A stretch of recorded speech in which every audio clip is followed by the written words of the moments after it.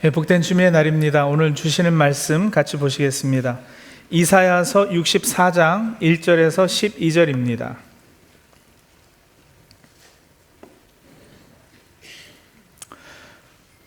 구약성경 이사야서 64장 1절에서 12절 우리 교독식으로 읽겠습니다. 주님께서 하늘을 가르시고 내려오시면 산들이 주님 앞에서 떨 것입니다. 마치 불이 섭을 사르듯 불이 물을 끓이듯 할 것입니다. 주님의 대적들에게 주님의 이름을 알게 하시고 이방 나라들이 주님 앞에서 떨게 하여 주십시오. 주님께서 친히 내려오셔서 우리들이 예측하지도 못한 놀라운 일을 하셨을 때에 산들이 주님 앞에서 떨었습니다. 이런 일은 예로부터 아무도 들어본 적이 없습니다. 아무도 귀로 듣거나 눈으로 본 적이 없습니다. 주님 말고 어느 신이 자기를 기다리는 자들에게 이렇게 할 수 있었겠습니까? 주님께서는 정의를 기쁨으로 실천하는 사람과 주님의 길을 따르는 사람과 주님을 기억하는 사람을 만나 주십니다. 그러나 주님 보십시오. 주님께서 진노하신 것은 우리가 오랫동안 죄를 지었기 때문입니다. 우리가 어찌 구원을 받겠습니까? 우리는 모두 부정한 자와 같고 우리의 모든 의는 더러운 옷과 같습니다. 우리는 모두 나뭇잎처럼 시들었으니 우리의 죄악이 바람처럼 우리를 휘몰아 갑니다. 아무도 주님의 이름을 부르지 않습니다. 주님을 굳게 의지하려고 분발하는 사람도 없습니다. 그러기에 주님이 우리에게서 얼굴을 숨기셨으며 우리의 죄악 탓으로 우리를 소멸시키셨습니다. 그러나 주님은 우리의 아버지십니다. 우리는 진흙이요 주님은 우리를 빚으신 토기장이십니다. 우리 모두가 주님이 손수 지으신 피조물입니다. 주님 진노를 거두어 주십시오. 우리의 죄악을 영원히 기억하지 말아 주십시오. 주님 보십시오. 우리는 다 주님의 백성입니다.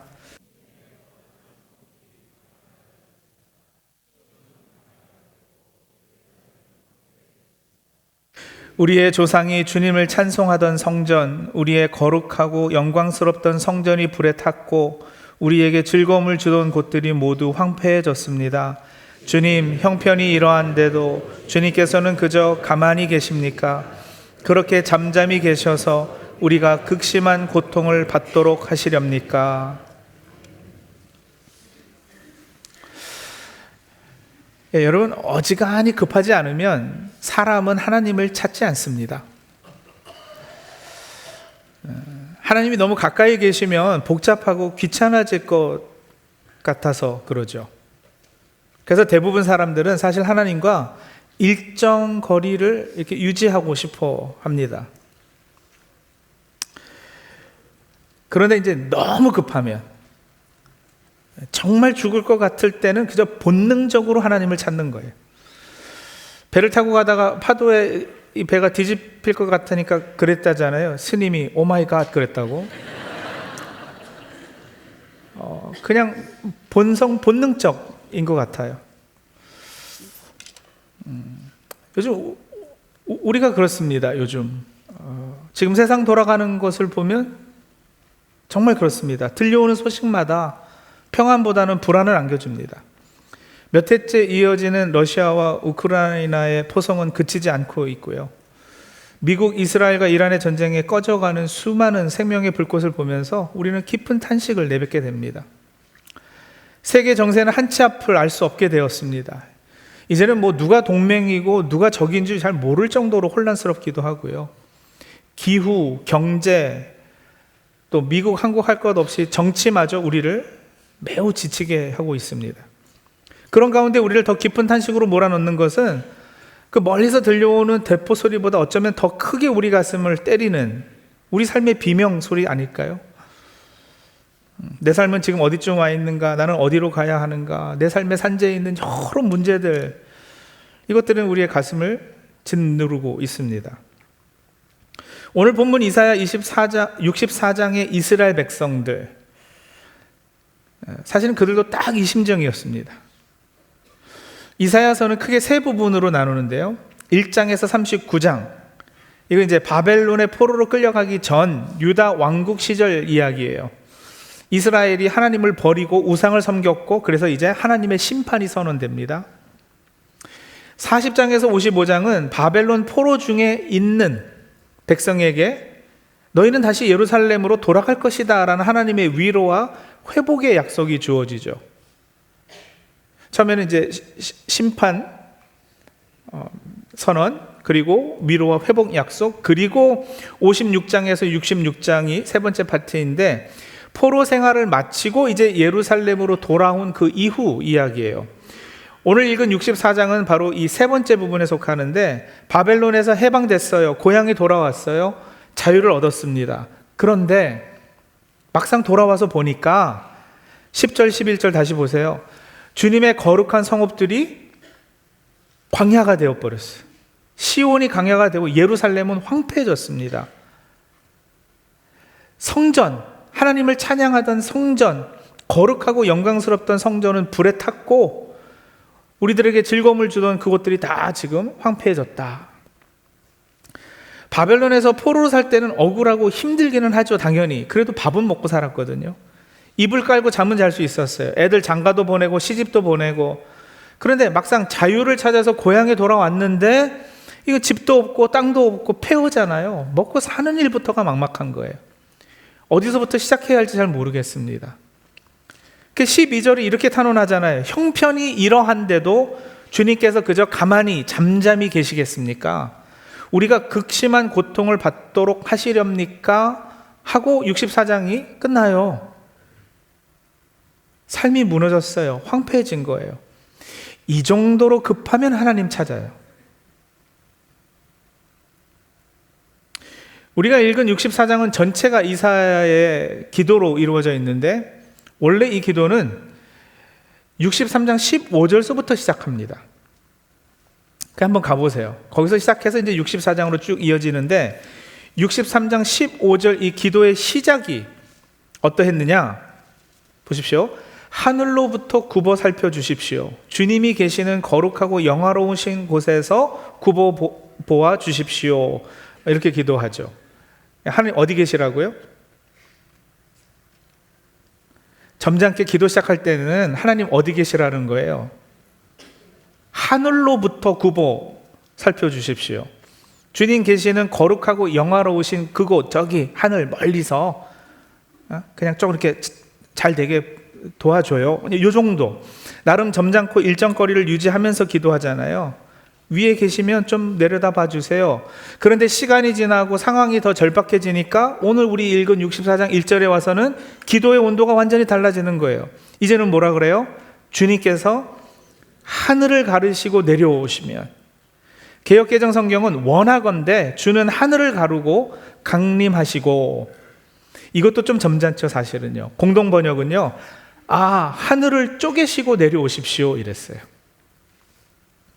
그 원문의 긴박감을 아주 잘 살려내죠. 메시지 성경도 주께서 하늘을 찢고 내려오신다면 이라고 했는데, 저는 공동번역이 제일 마음에 들어서 오늘 설교 제목으로 삼았습니다. 하늘을 쪼개시고 내려오십시오. 이 짧은 문장에 기도하는 사람의 그 다급함, 긴박감, 갈급함이 고스란히 담겨 있습니다. 동시에 하늘을 찢고 쪼개실 만큼 위엄 있고 권능 있는 하나님에 대한 신뢰도 담겨 있는 거예요. 이 백성은 하나님께서 예전에 이런 모습을 보이신 것을 기억하고 있습니다. 우리 성도님들도 기억하시나요? 출애굽기 3장 8절에 하나님이 내가 내려가서 이집트 사람의 손아귀에서 그들을 구하겠다 말씀하신 적이 있고요. 내가 내려가서. 출애굽기 19장에는 시내산에 실제로 불과 연기와 번개와 천둥 가운데 강림하셨습니다. 하나님이 내려오시니까 온 산이 진동을 했고 사람들은 두려워서 떨었어요. 너무 가까이 가면 죽을 것 같아서 하나님께서 경계선을 쳐놓으실 정도로. 이사야 선지자는 백성과 함께 그 사건을 떠올리면서 외치는 거죠. 그때처럼 지금도 내려와 주십시오. 우리를 힘들게 하는 대적들 앞에 좀 나타나 주시고 그들이 두려워서 떨게 해 주시고 내 앞에 이 문제들 좀 다 싸그리 없애 주시고. 근데 여러분, 거기까지 기도하고 나니까 걸리는 것이 생기네요.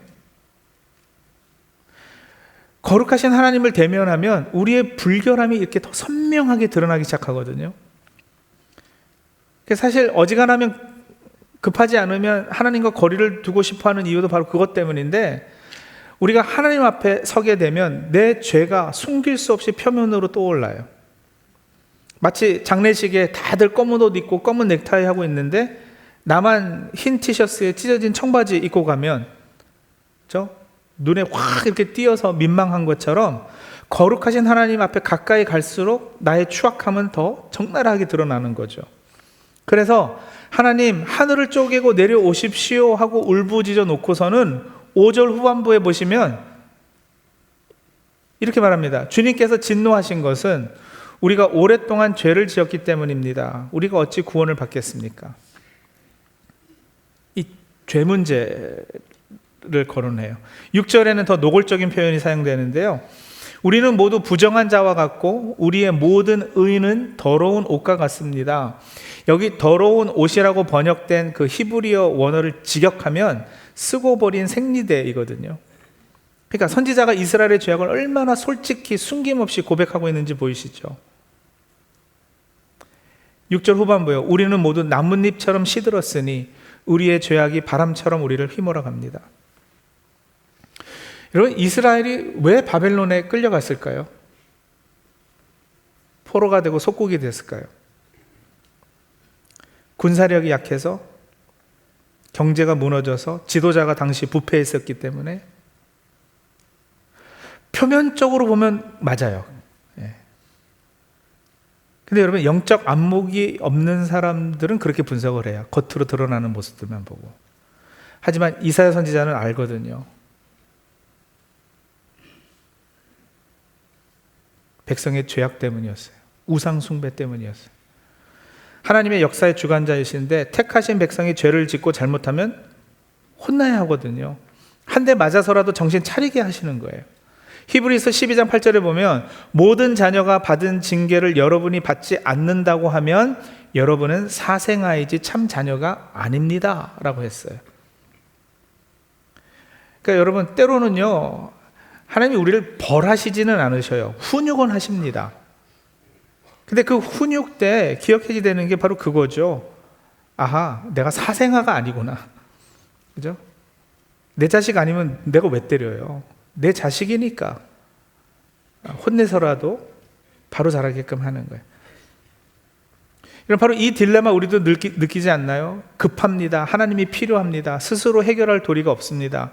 근데 막상 하나님 앞에 나가면 걸리는 것들이 많은 거예요. 죄가 생각나고 똑바로 살지 못하는 모습이 자꾸 떠오르고, 간구드릴 면목이 없어져요. 자격이 없거든요. 자, 그럼 여러분 어떻게 해야 될까요? 그 상황에서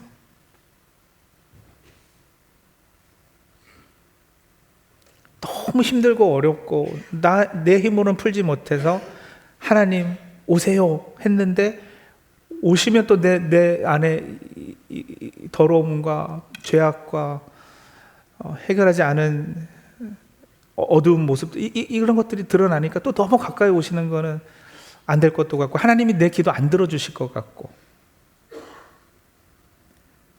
매달리고 의지할 분은 하나님밖에 없는데 어떻게 해야 하나님의 마음을 움직이고 하나님이 나를 위해서 내 곁에까지 완전하게 내려오실까? 하나님을 움직일 수 있는 단 하나의 열쇠, 카드가 뭘까? 이사야 선지자는 그래서 오늘 이 이사야서 64장의 전체 기도 가운데 이 반전을 만들어내는 기도를 드립니다. 아주 지혜로 하나님 마음을 움직이는 것. 그게 뭐냐? 우리의 의로움은 아니겠죠. 그죠? 하나님, 내가 이 정도로 착하게 바르게 살았으니까 이제 좀 나를 위해서 역사해 주십시오. 아니요. 우린 죄 지은 것밖에 없는데요. 내 재산, 내가 헌금 전 재산을 받지만 하나님이 꿈쩍하실까요? 아니요. 하나님이 온 우주 만물의 소유자이시고 부자이신데 제가 뭘 드린다고 해서 하나님이 조금 더 부자 되고 그러실 리도 없어요. 내 능력, 실력, 명예, 하나님 앞에서요 말도 되지 않죠. 이런 것들로는 하나님 움직이시지 않으셔요. 근데 여러분 8절에 보시면 하나님을 움직이는 단 하나의 단어, 카드, 열쇠가 나와요. 그러나 주님, 그러나 주님, 주님은 우리의 아버지이십니다. 다른 것으로는 안 돼요. 우리의 의로움으로 안 되고요, 공로로 안 되고 헌신도 안 됩니다. 오직 하나, 하나님이 우리 아버지라는 사실, 그 언약의 그 긍휼의 성품에 호소하는 것, 그것밖에는 길이 없어요. 예수님도 말씀하셨거든요. 너희가 악해도 너희 자녀에게 좋은 것을 줄 알거든 하물며 하늘에 계신 너희 아버지께서 구하는 사람에게 좋은 것을 주지 아니하시겠느냐. 하물며가 우리의 소망이죠. 이사야 선지자의 기도에도 반전을 만들어내는 건 바로 이거예요. 이게 이 논리의 핵심이에요. 기도의 핵심이에요. 법적 관계가 아니잖아요. 부모 자식 관계는 긍휼과 사랑을 바탕으로 맺어진 관계예요. 아무리 꼴보기 싫어도 유전자 검사하면 내 자식인 거 부인할 수 없어요. 사람 사이에는 의절하고 지내는 일이 생기기도 하지만 예수 그리스도 안에서 우리 자녀 삼아주신 하나님은 그 연을 절대 끊지 않으십니다. 내가 너를 버리지도 떠나지도 아니하리라 약속하셨잖아요. 어머니가 어찌 제 젖먹이를 잊겠으며 제 태에서 낳은 아들을 어찌 긍휼히 여기지 않겠느냐. 비록 어머니가 자식을 잊는다 하여도 나는 절대로 너를 잊지 않겠다 하셨습니다. 하나님 말씀입니다. 믿으셔도 됩니다. 그리고 여러분, 이사야의 이 기도, 이 간구는 더 이상 미래의 소원이 아닙니다. 이 약속은 이미 성취되었습니다. 좋은 소식, 제가 복음을 선포해 드릴까요? 여러분, 하나님은 이미 하늘을 쪼개시고 내려오셨습니다. 하나님께서 육신을 입고 아기로 이 땅에 오셨잖아요. 이사야가 부르짖었던 그 하늘을 쪼개는 강림은 구약 시내산에서처럼 불과 번개와 천둥 가운데 임한 방식과는 전혀 다른 모습으로 이루어졌어요. 허름한 마국간에서 연약한 아기의 모습으로 오셨습니다. 그래서 많은 이들이 알아보지 못했어요. 이게 하나님의 강림이에요? 이게 하나님의 구원이라고? 오해한 거예요. 그러나 성경은 분명히 말합니다. 바로 그 낮아지심이 하나님의 위엄이었고, 바로 그 연약해 보이심이 하나님의 권능이었고, 바로 그 아기로 오심이 하나님의 주권의 선포였다고요. 하늘을 쪼개고 내려오신 하나님이 가장 낮은 마국간의 자리를 펴셨다는 것은, 여러분, 우리 인생의 어떤 밑바닥에 우리가 있을지라도 주님이 찾아오지 못할 그 정도로 낮은 곳은 없다는 약속이에요. 우리 하나님은 멀리 하늘에만 계시지 않고 우리 삶의 자리로 들어오셨습니다. 내가 발딛고 사는 이 땅으로, 내가 눈물 흘리며 살아가는 현실로, 내가 버티고 있는 삶의 현장으로 오셨습니다. 그리고 그분은 거기서 멈추지 않으십니다. 내가 져야 할 죄의 짐을 대신 지시고 내가 달려야 했던 십자가에 대신 달리셨습니다. 그 십자가 위에서 피 흘리시며 죄로 말미암아 끊어졌던 하나님과 나 사이의 관계, 잃어버렸던 아버지와 자녀의 관계를 회복하셨습니다.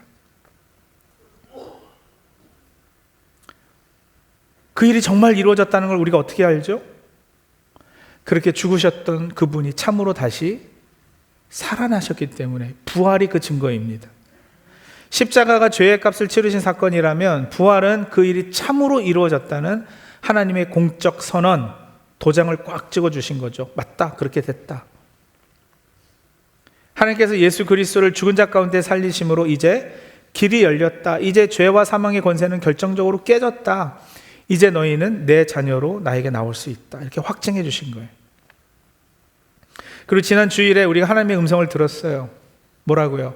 그러므로 뭐요? 부활하셨으므로 이제 우리가 알던 세상 질서는 이미 흔들리기 시작했다고요. 겉보기엔 여전히 세상이 그대로인 것 같아 보이기도 해요. 악이 여전히 강한 것 같아요. 불안과 혼돈이 여전히 더 커 보여요. 하지만 실은 여러분, 세상은 뒤집어지기 시작했습니다. 하나님 나라가 이 땅에 침투하기 시작했거든요. 물론 그 하나님의 나라 임함은 처음 예수님이 오셨을 때처럼 우리가 기대하는 그런 방식으로만 나타나지는 않아요. 하늘이 쪼개지고 하나님이 내려오셨는데도 갓난아기의 모습으로 오셨잖아요. 아무도 기대하지 못했어요. 그처럼 하나님 나라 확장도 항상 막 눈부시고 장엄하고 스펙타큘러한 방식으로만 이루어지는 것은 아니에요. 예수님을 주로 고백하는 사람들이 예수님의 성품을 닮아가며 자기가 부름받은 그 자리에서 예수님의 손과 발로 삶을 살아낼 때 하나님 나라는 그렇게 조용히 그러나 실제로 확장이 됩니다. 그 자리가 가정일 수도 있고 학교, 직장일 수도 있고 내가 운영하는 사업체, 우리가 속해 있는 교회일 수도 있고 해외 선교지일 수도 있고요. 하지만 바로 그 자리에서 예수 믿는 사람이 예수답게 먹고 마시고 일하고 견디고 사랑하고 섬기며 살아가는 것, 그것이 하나님 나라 확장입니다.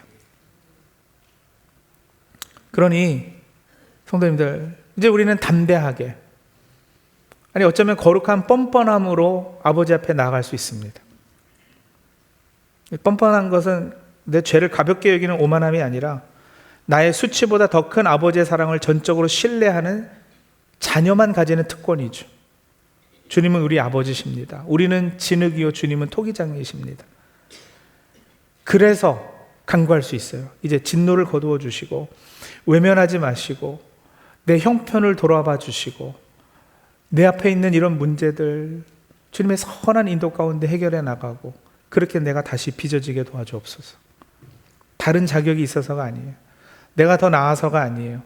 오직 예수 그리스도 안에서 자녀 삼아 주신 그 은혜, 그 십자가와 부활의 은혜를 근거로 이제 우리는 하나님 앞에 담대히 나아갈 수 있게 된 겁니다. 오늘 우리도 급하다니까요. 설교 시작하면 나눴던 그 암울한 소식들 여전히 우리 곁에 있잖아요. 여전히 러시아, 우크라이나 포성 그치지 않고 있다고요. 중동의 전쟁터에서 수많은 생명의 불꽃이 꺼져가고 있다고요. 한치 앞을 알 수 없는 세계 정세, 누가 악원인지 적인지 모를 혼란 그 자체예요. 요동치는 기후, 경제, 피곤하게 만드는 정치 상황 전혀 달라지지 않았어요. 그리고 그 큰 세상 이야기 속에 우리 각자의 신음과 아픔도 있어요. 몸이 아픈데 말 못하시는 분도 계시고, 금이 간 가정 때문에 가슴 앓는 분, 직장에서 언제까지 버틸 수 있을지 막막한 분들 계시죠. 이제는 예전처럼 한 직장 들어가서 몇십 년 동안 있고 이러는 것도 아니잖아요.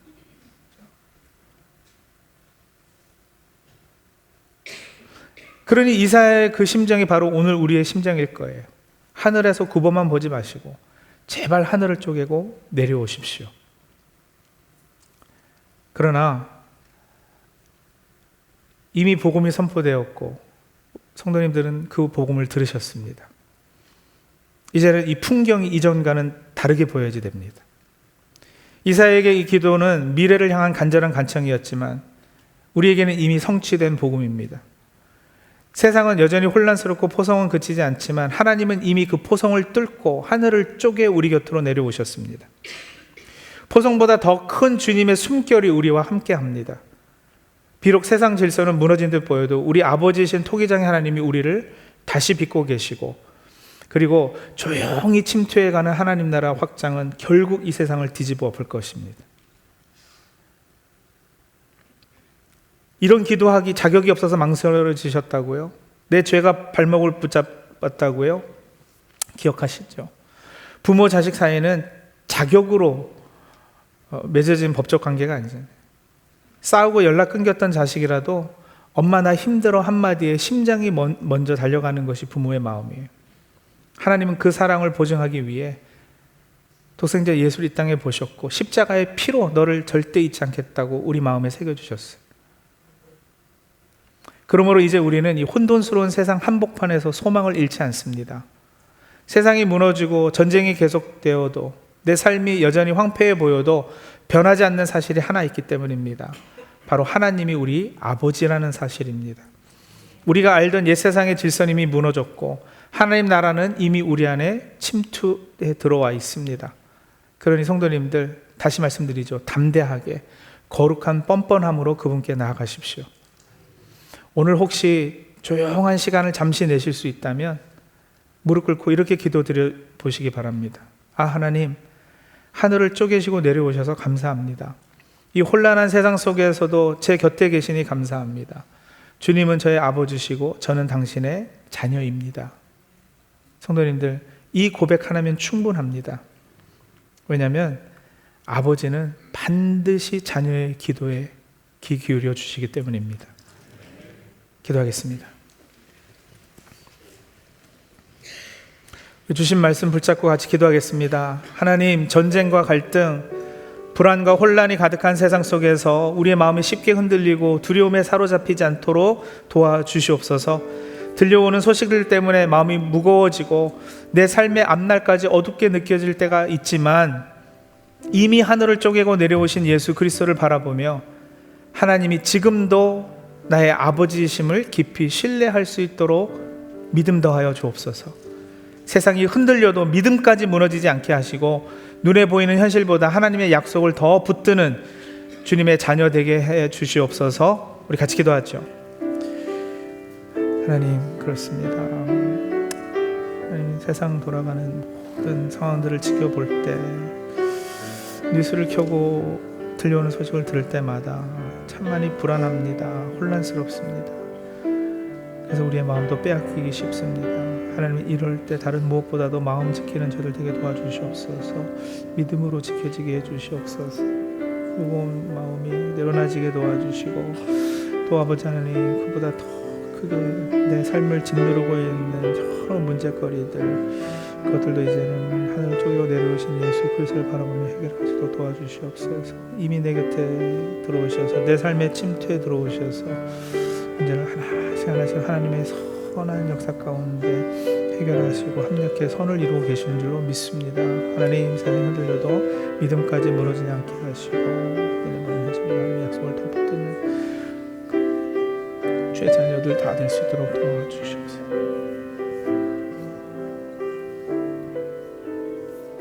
한 가지 더 같이 기도하겠습니다.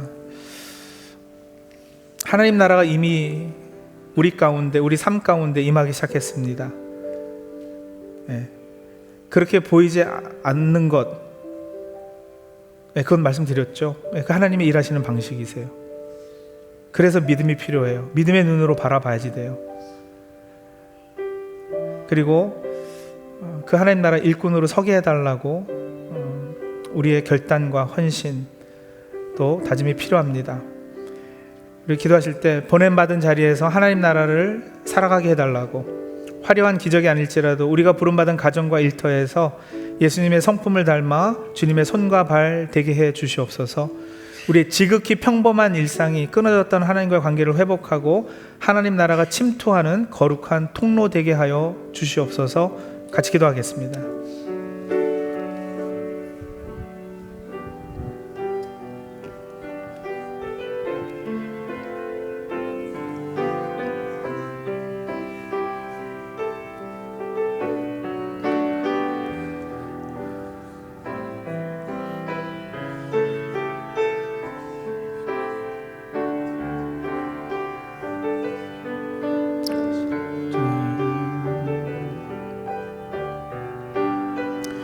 하나님, 조급한 세상 속에서 더 온유하게 하시고 각박한 관계 속에서 더 사랑하게 하시고 내 뜻을 앞서 여기보다 예수님의 마음으로 말하고 행동하게 하여 주시옵소서.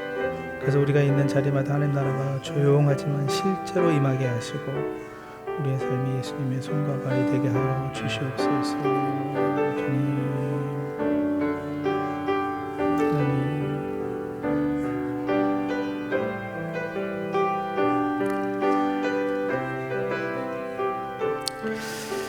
하늘을 쪼개고 우리 곁으로 내려오신 사랑하는 아버지 하나님, 오늘 이사야의 부르짖음이 곧 우리의 신음이며 우리의 기도임을 고백합니다. 세상은 요동치고 우리의 삶은 황폐해 보일 때가 많지만 이미 아기로 오셔서 십자가를 지시고 부활하신 주님이 우리의 확신이 되십니다. 우리가 더러운 옷과 같은 죄인임을 숨기지 않고 그 모습 그대로 토기장이신 아버지 앞에 나아갑니다. 우리를 잊지 않겠다고 약속하신 그 신실하신 사랑을 신뢰하오니 두려움에 눌린 마음들 위로하여 주시고 지쳐 기도하지 못하던 심령들에 다시 기도의 숨을 불어넣어 주시옵소서. 다시 일어설 용기를 허락하여 주셨기를 바라오며 예수 그리스도의 이름으로 기도합니다. 아멘.